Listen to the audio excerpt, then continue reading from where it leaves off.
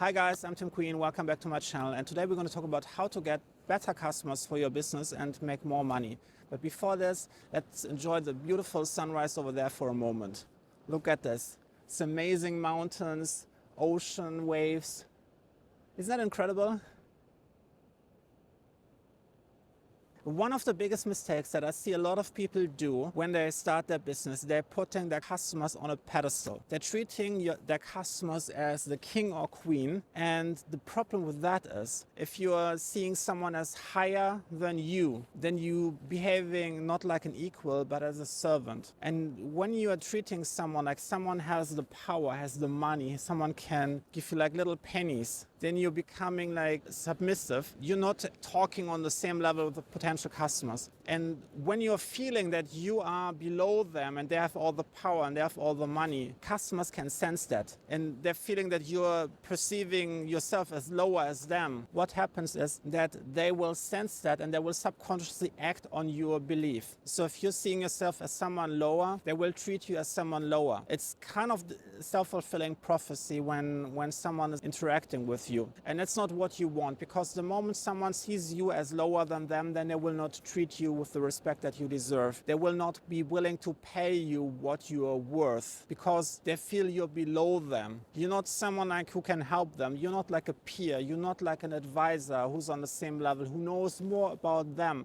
You don't necessarily have to be that high up in the mountains yourself, but like they should know you know more about them. But on the business level, you're there to work with them. You're an equal. You are working with them to get better results. That's a collaboration that you're doing on equal terms, where both of you have the same value. They have capital to bring to the table, you have knowledge to bring to the table, and you can solve their business challenges and make them more money. Now, a good example how this can happen, that for example, you fall into the trap of actually lowering yourself right in that moment. Like potential customer might meet you, and you're fairly confident.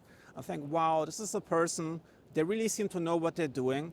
And what they want to do is they want to be sure that you are really who you claim you to be.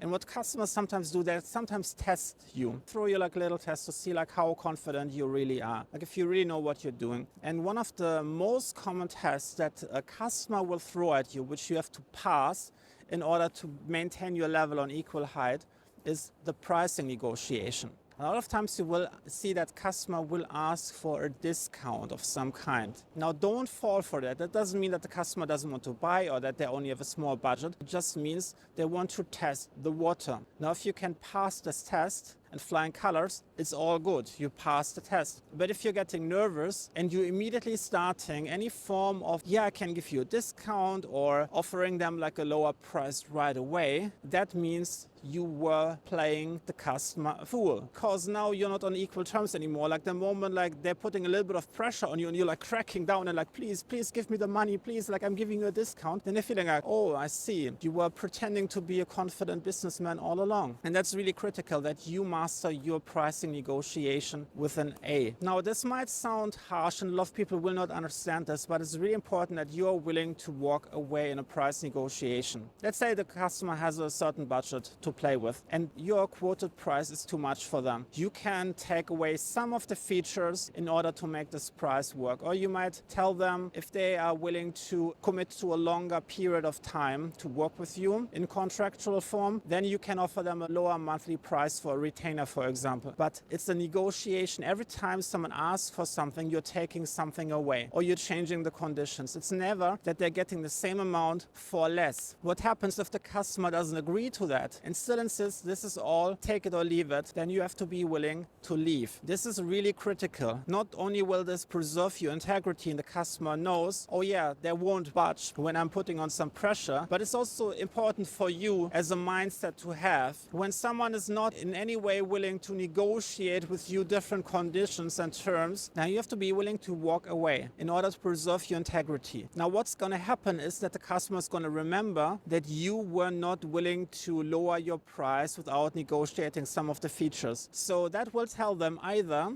if they were just playing along in the first place, either I have to give in into your conditions, or at some point when they have a higher budget, they can come back, but they have the same respect for you now. Instead, if you were giving in, then the customer would know, oh, you folded over once, and then it will be a lifelong exercise for the customer to always ask and negotiate for another price. They will always know they can always push you a little bit further. So if you want to make sure that your customer for life is not trying to negotiate price and the terms and conditions on every single project along the way, you have to make sure that you walk away if they don't meet your needs. Now let me know what you think about price negotiation and staying on the same level with your customers. Do you think it's important? Let me know in the comments if you had any experience, good or bad. And if you enjoyed this video, please give this a like, hit the subscribe button and turn the notification bell on to get more marketing and business strategies right in your inbox. And I'll see you in the next video.